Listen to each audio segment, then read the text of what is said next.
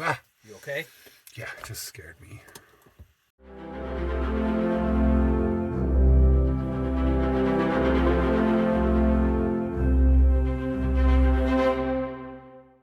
One thing that is really cool about our subscribers and people that follow our journey is just how amazing you guys are and how often we're blown away by people's kindness and generosity.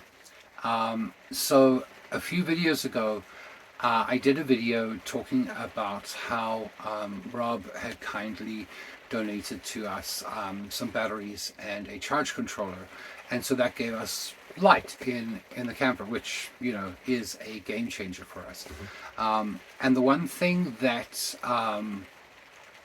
would we were kind of struggling with other than that is just basically power. I mean, we have two power stations, and I'm still going to get into that and do a whole video about all the power that we use and how we use it.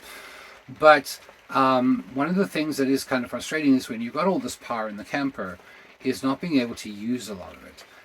And a big reason for that was not having a working inverter. And so a follower of us by the name of Larry most kindly sent us the funds to buy this. It is a Renogy 1000W inverter, and we're going to open this up. There are other components that he also helped cover, but we're going to open this up and show you what's inside. Do you want to also maybe just briefly say what an inverter is? I will explain that. I'll explain that when we go. Okay. So I've cheated a little bit because this is kind of tricky. And just opened the outer box because there's an inner box in the outer box. And I have you just lift off the outer box. No. And then there's a nice white inner box, which I didn't bring anything to open. Oh, there we go. I am He-Man. That's what I should have been Suno. So the cool thing about this is it comes with its own cables, which is important and will become more important later. Obviously, all the cool things, stickers and instructions, and a sort of quick start guide. But I'll explain to you really quickly what an inverter does. If I can get this out of the box there. That's true. Right. So this is a 1000-watt inverter, and basically what an inverter does, for those of you that are unfamiliar, is it takes a 12-volt feed of DC power and converts it to 110, 120 volts. So basically we can run the camper's power off of this, and basically running it off our batteries. Now it comes with its own two outlets there, so we can use those. And yeah, so we're going to have to install that. It also comes, the Renogy one comes with a remote that it's a wired remote, so it is it has to be wired in, but you can turn it on and off remotely. So this is going to be basically us installing this entire system. So thanks very much to Larry for this, and we'll take you along for the process of installing. So it is about 10 to 11 at night, and we've been waiting for the sun to go down so that I can disconnect the charge controller, specifically the solar panels from the charge controller, so that tomorrow during the day I can install the inverter. So here goes that.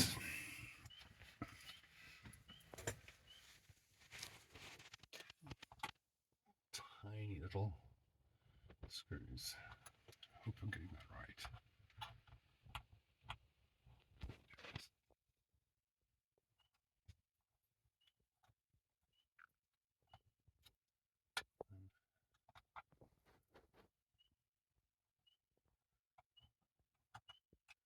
Into.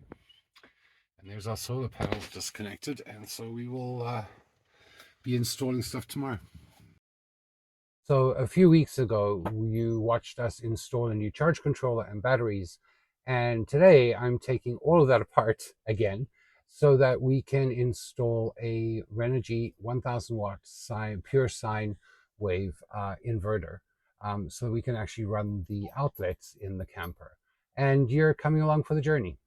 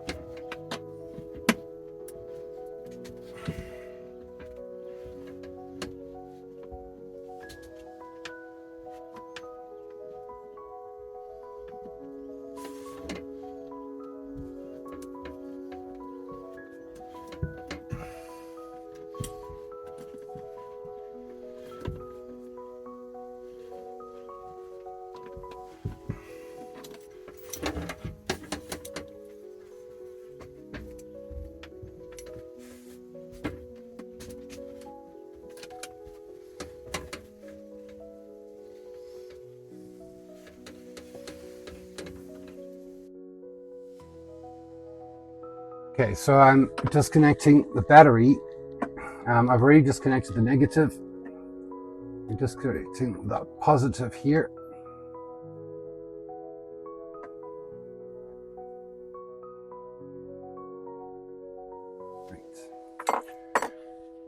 Because we're going to be moving the other battery from the compartment next door into here, so that they're both next to each other, it's easier to work with. But we are actually going to have to move the charge controller because the inverter is quite large, so that's all a thing.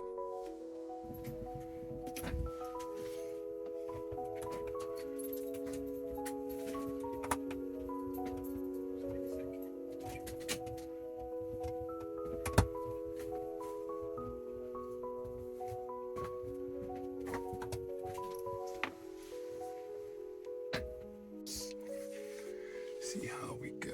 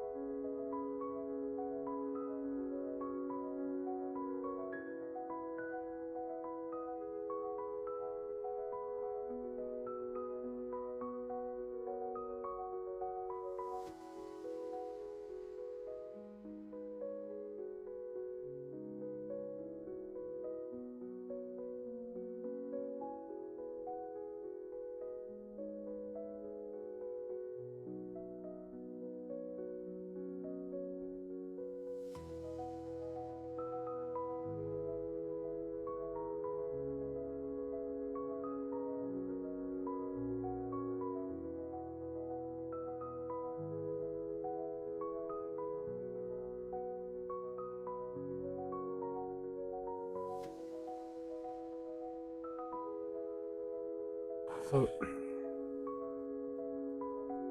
this is where this start getting testy, because now it's trying to get all these cables to cooperate with you in a very tight space. A lot of cables going here. So.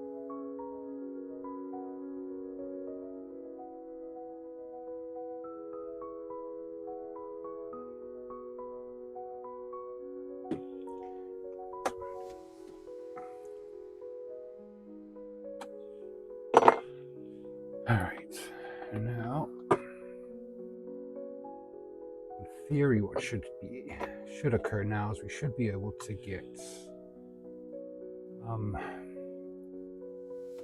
power from the batteries into the camper, and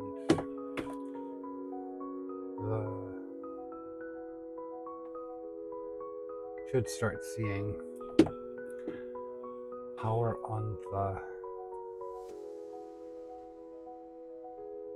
charge controller too. So you'll see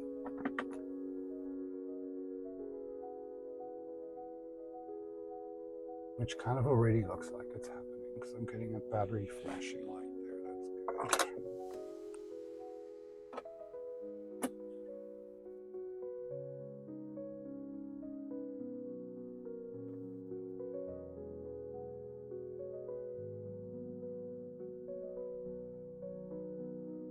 All right. So, in theory, everything is tight. Some of these wires are a little long, but that's all we can do.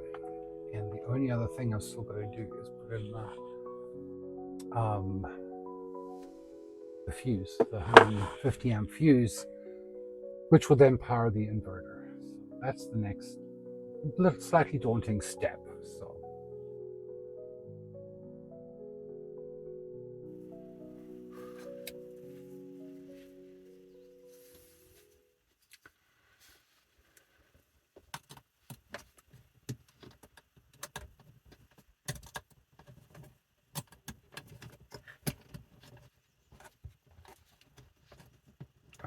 That's weird.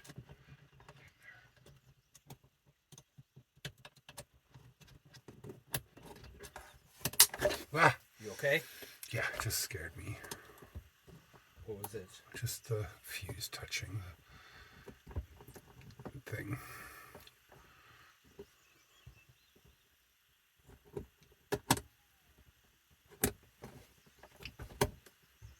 Okay.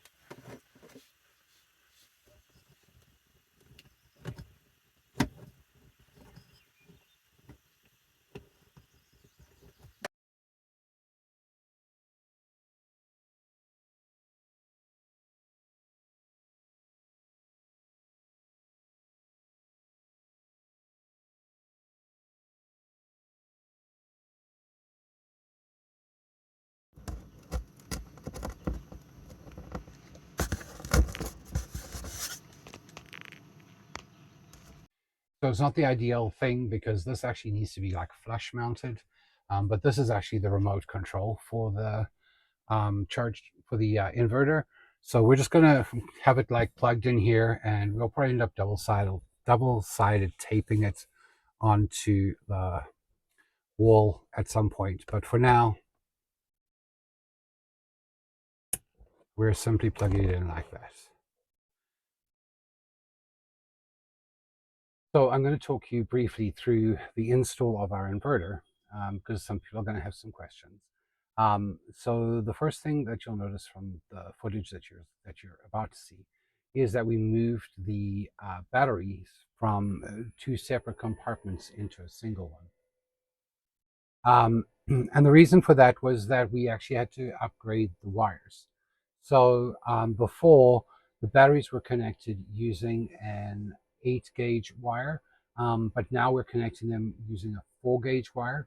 So they are still connected in a series, positive to positive, negative to negative, but using a 4-gauge wire instead of an 8-gauge.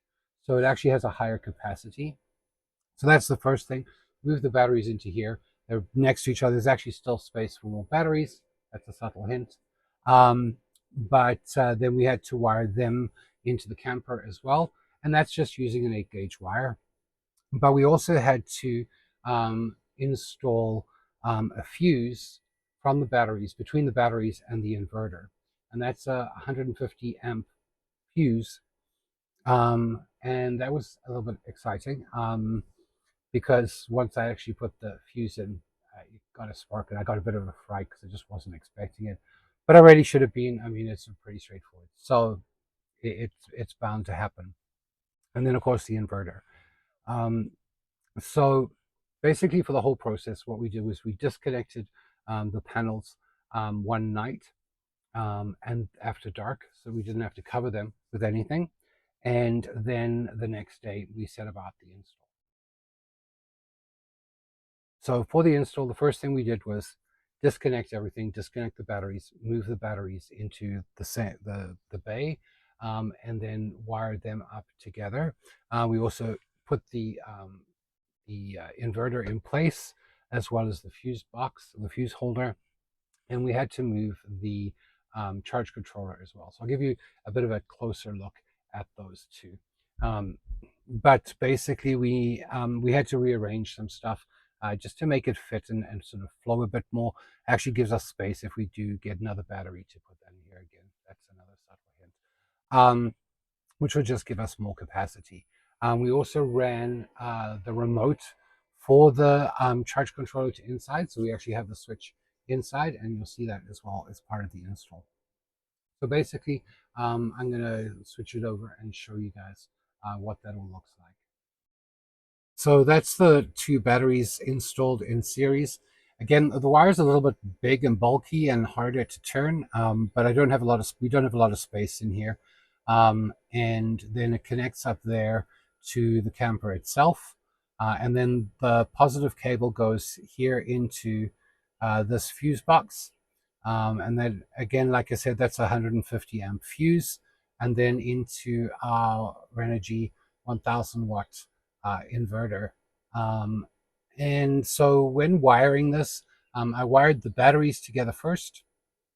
I put the charge controller, the inverter, and the fuse box up, and then I put the charge controller in over there, not connected. So the only thing that it was originally connected to was just the batteries. But yeah, so we actually have two outlets on this particular inverter, and we're just using one to run simple stuff in the camper, which basically is our fridge. And we're not running that all the time, but as you can hear, because the fan keeps turning on, we are actually running that right now. The final step in the whole process, once everything was back together, was to put in the fuse into the small fuse box here. And once we'd done that, the system worked, the fridge worked, everything worked inside. And then later that night, when it was dark again, we reinstalled the solar panels into the inverter. Sorry, into the charge controller. Now, I know some people had questions and said, why didn't we install the charge controller or the inverter inside the camper? And there's a pretty good reason for that. Firstly, because the cost of cables is ridiculously expensive.